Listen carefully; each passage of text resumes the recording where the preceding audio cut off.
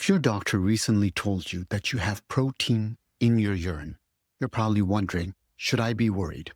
What does this actually mean for my kidneys and my overall health? Well, today I'm going to answer these questions and give you the knowledge you need to take action. As a nephrologist, I see patients almost every day who are concerned about discovering protein in their urine. Many feel anxious, confused, or even scared. I want you to know that understanding this condition is the first step towards managing it effectively. In this comprehensive video, I'll explain exactly what proteinuria is, why it happens, how we detect it, what it means for your health, and most importantly, what you can do about it. Whether you're just diagnosed or you're trying to prevent kidney problems, this information will empower you to make better decisions about your health. As a board-certified nephrologist and obesity medicine specialist, I bring a unique perspective to kidney health. I'll be sharing evidence-based information drawn from the latest medical research, including the 2024 KDIGO guidelines for chronic kidney disease management. Now, before we dive in, remember this video provides educational information only and does not replace personalized medical advice. Always consult with your healthcare provider about your specific situation. What is proteinuria? Let's start with the basics. Proteinuria simply means an abnormal amount of protein in the urine. Normally, your kidneys act as sophisticated filters, keeping valuable proteins in your bloodstream while removing waste. When proteins start appearing in your urine, it often signals that this filtering system is not working correctly. Now, there are several types of proteinuria to understand. First, there's what we call transient proteinuria, which is temporary and usually benign. It can happen due to fever, strenuous exercise, emotional stress, but it typically resolves on its own. Second is orthostatic proteinuria. This mostly affects adolescents and is characterized by protein in the urine when standing, but not when lying down. This type is generally harmless. Third is the persistent proteinuria. This is what concerns us the most, as it suggests ongoing kidney damage.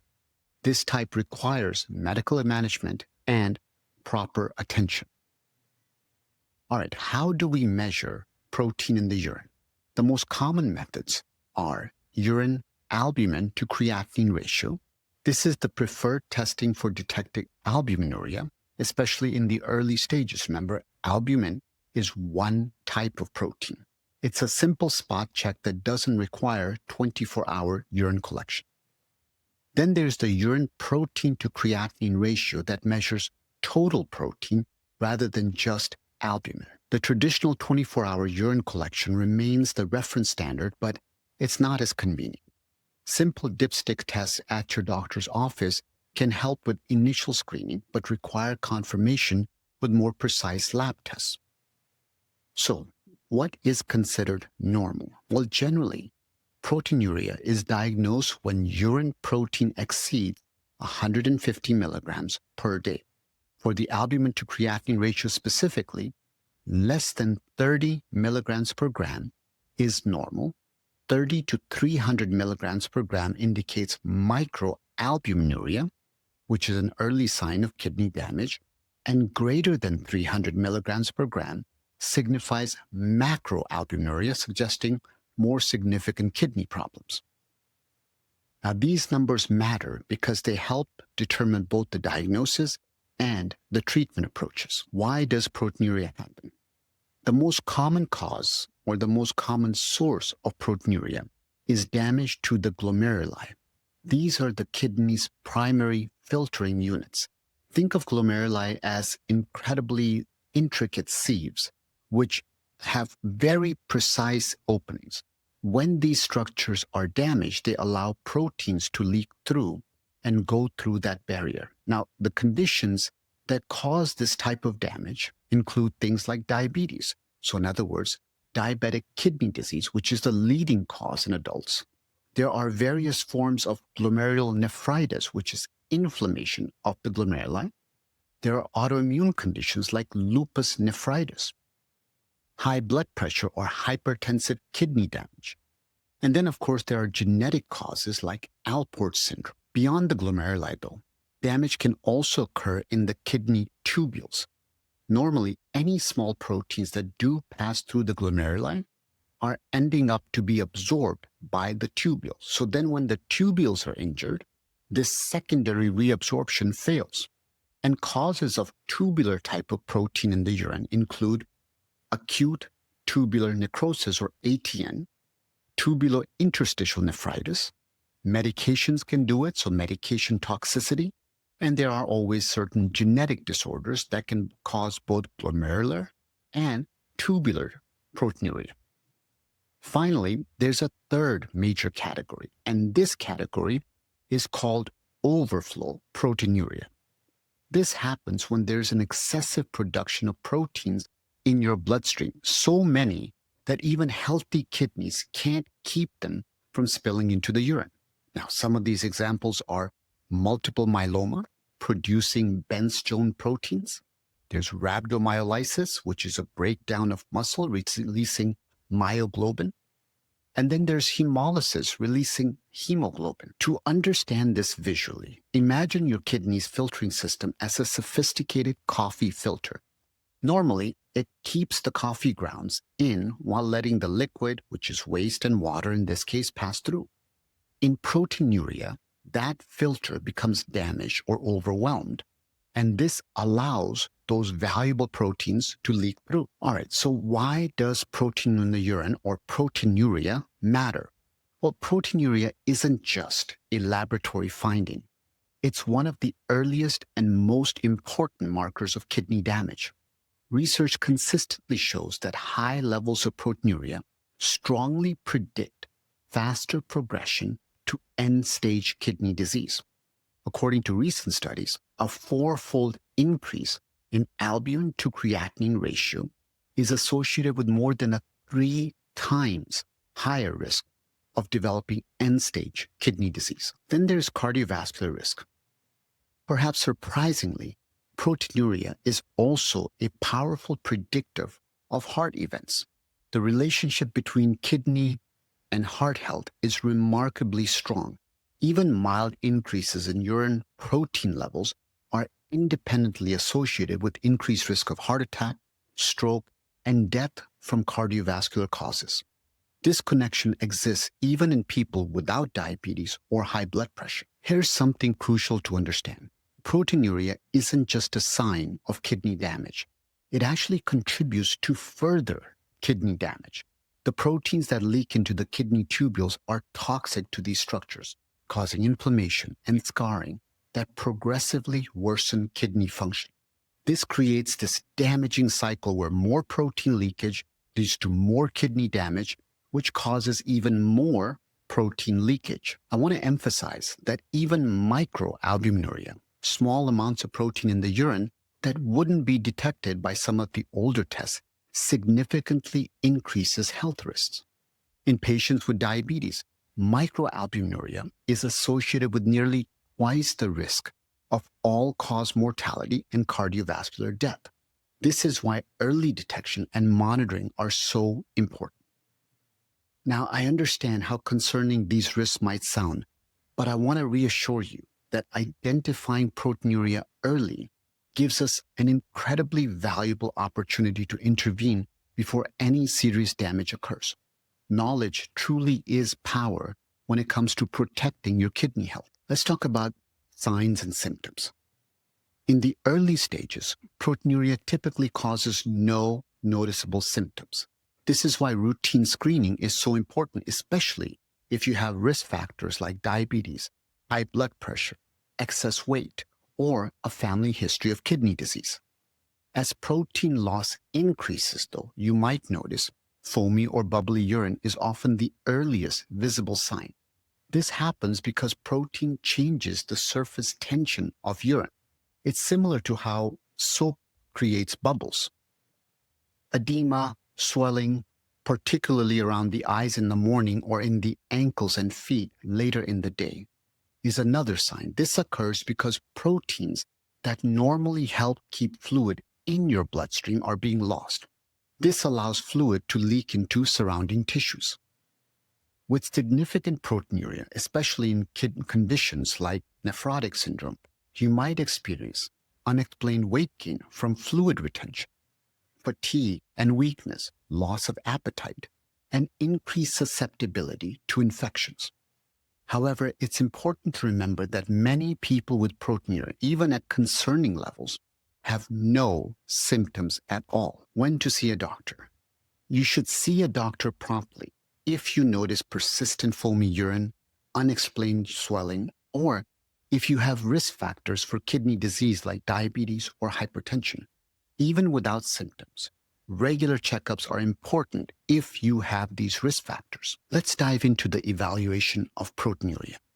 When evaluating proteinuria, your healthcare provider will typically start with a detailed medical history asking about symptoms, medications, recent illnesses, and risk factors for kidney disease.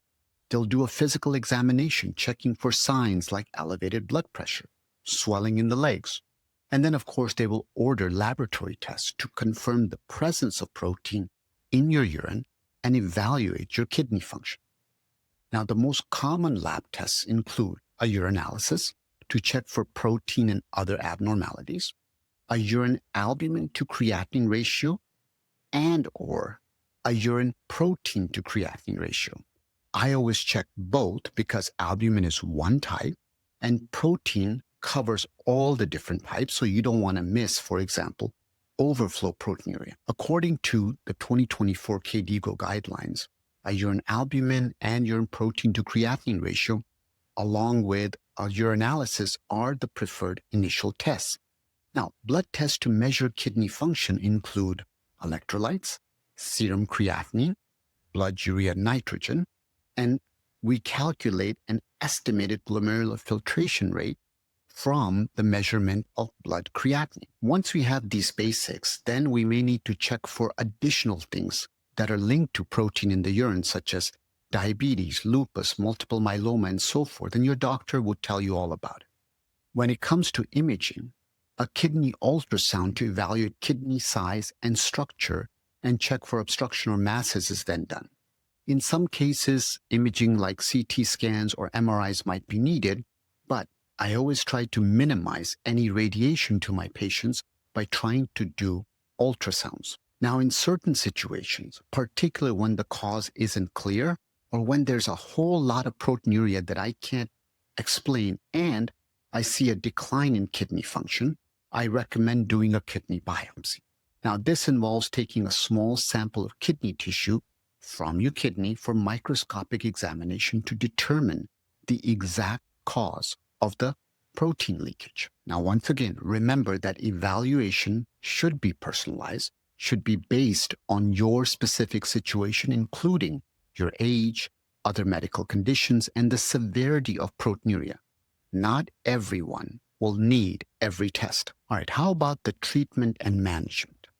The first principle of treating protein in the urine is addressing any underlying causes. For diabetic kidney disease, optimizing blood sugar as absolutely critical. For hypertensive kidney damage, blood pressure control is paramount.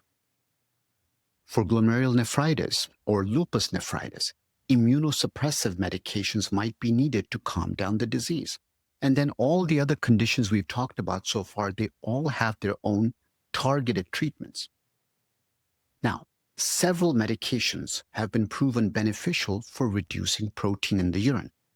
ACE inhibitors and ARBs are cornerstones of therapies. Those are names like lisinopril, losartan, and they're especially for patients with albuminuria exceeding 300 milligrams per day.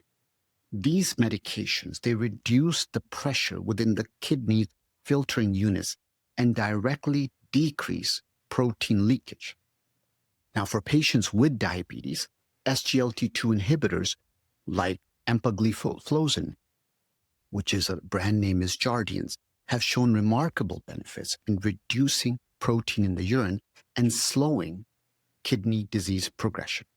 And recent trials showed these medications, the SGLT2 inhibitors, can reduce the risk of kidney failure substantially. There's also GLP-1 medications, which we have talked about, that can also play a role in lowering the risk of kidney progression, including end-stage kidney disease, especially in patients with diabetes. Now, In some cases, statins are recommended, but they are not recommended specifically for addressing protein in the urine, but to reduce the associated cardiovascular risk because lipid levels markedly rise in proteinuria. But let's not forget lifestyle modifications. Beyond medications, there are several lifestyle changes you can make that make a significant difference. We've talked about sodium, and sodium restriction is particularly important. You want to limit sodium intake to less than 2.3 grams per day. This can reduce blood pressure and directly reduce protein in the urine by 30%. Another one is maintaining a healthy weight. This reduces the strain on your kidneys.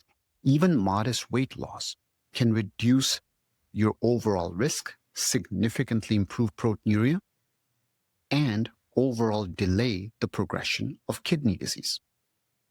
Regular physical activity, any kind of activity. As you know, I talk about rowing a lot because it covers both strength training and cardiovascular training and hits over 80% of the muscle groups in your body. But any type of regular physical activity, walking, jogging, swimming, biking. And if you're trying to aim for standards are about 150 minutes of moderate exercise weekly, 30 minutes a day, 5 days a week, you got it. And then finally is the diet.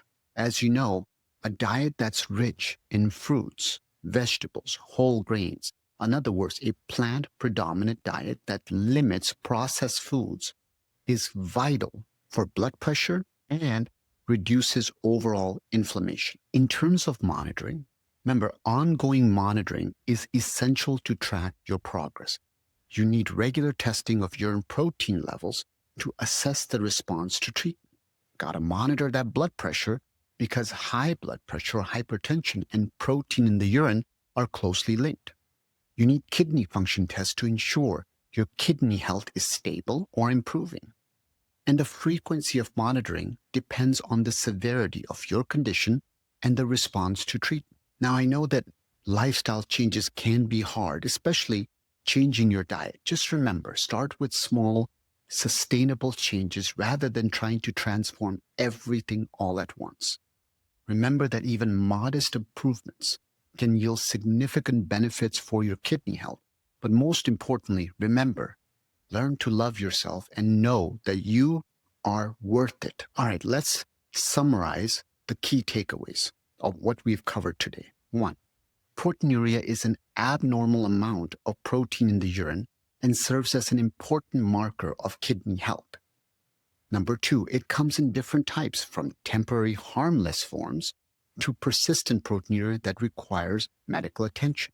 Number 3, proteinuria matters because it predicts kidney disease progression, cardiovascular risk, and actually contributes to ongoing kidney damage. Number 4, evaluation includes urine and blood tests, possibly imaging studies, and in some cases, a kidney biopsy. And number 5, treatment involves addressing the underlying causes using medications like ACE inhibitors, ARBs, SGLT2 inhibitors, GLP-1s. Those are names like lisinopril, losartan, empagliflozin, semaglutide.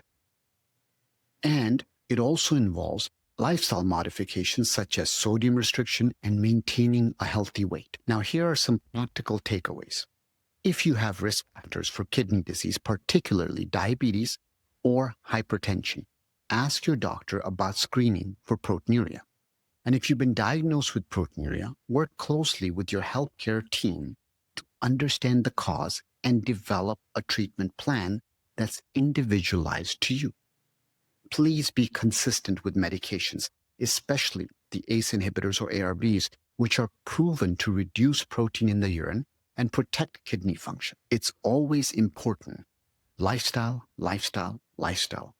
Focus on sleep, focus on movement, focus on stress reduction, gratitude, kindness, meditation, yoga.